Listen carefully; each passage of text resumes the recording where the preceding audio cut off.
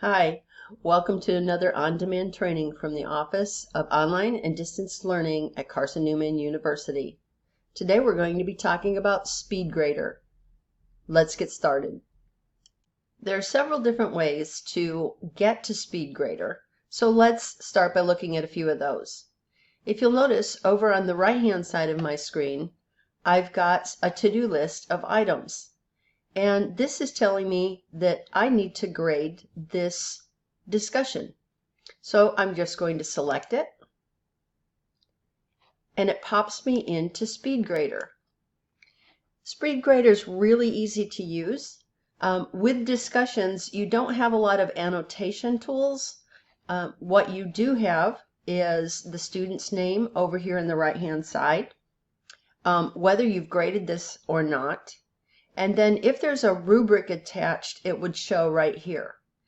If there's not a rubric attached, I'm just going to go ahead and put a grade in of whatever I think that the post's worth.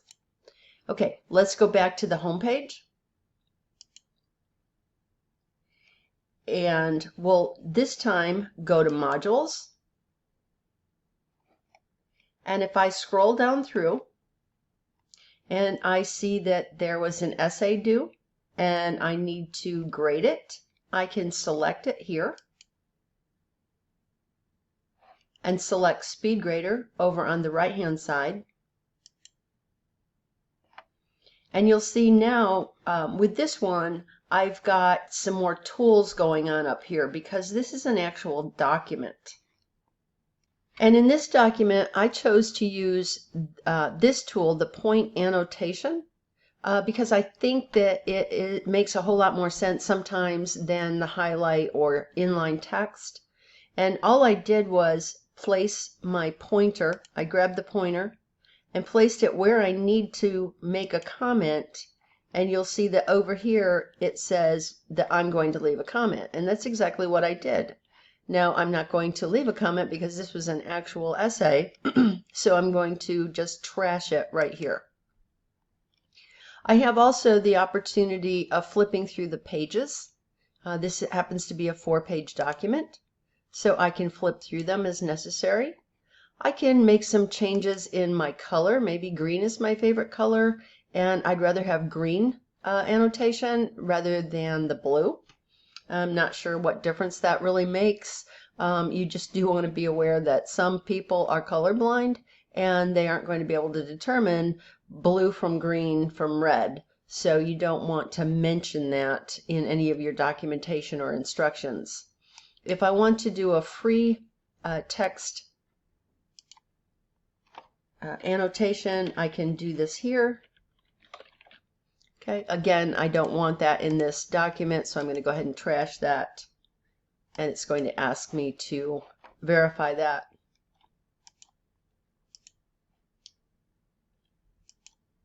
Okay, and I just want to point out a couple of these other ones. The strike through, that's pretty neat. If I select government and didn't want the word government there, I just strike through it, no problem. Again, I'm going to trash it. I don't want my student seeing all these different things. So SpeedGrader is just that. Now I'm ready to go to the next person. You'll see that I've got 9 people in this class, and I'm going to just arrow through to get to the next person's essay, and I'm ready to go.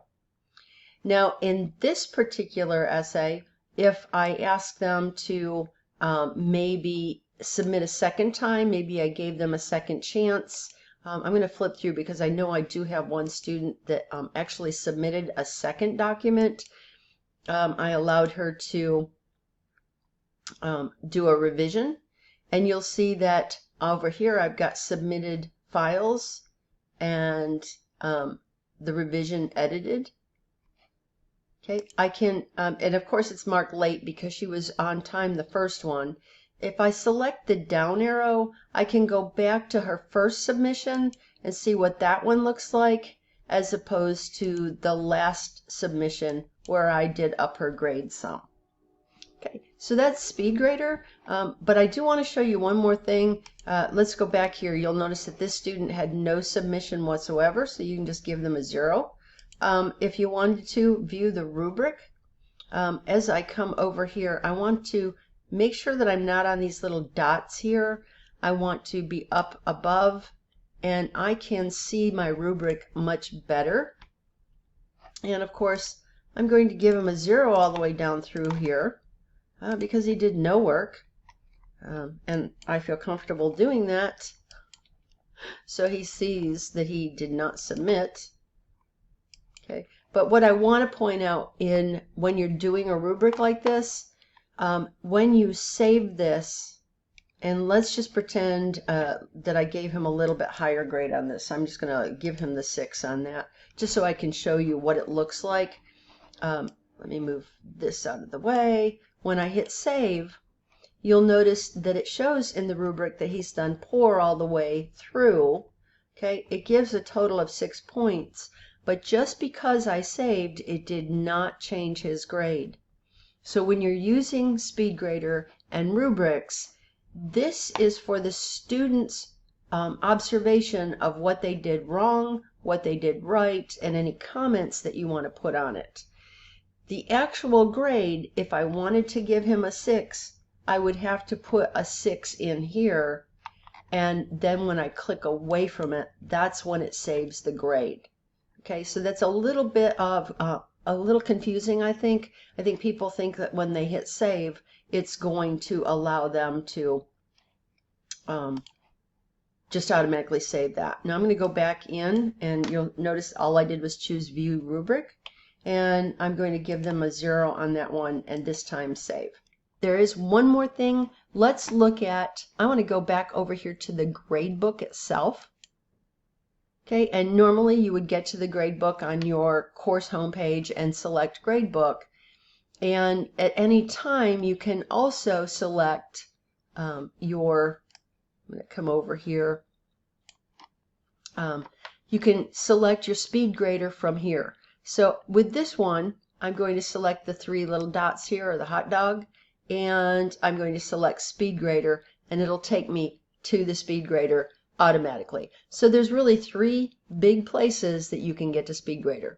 Again, hope you've enjoyed this video. Come back for more on-demand video training from the Office of Online and Distance Learning. Thanks.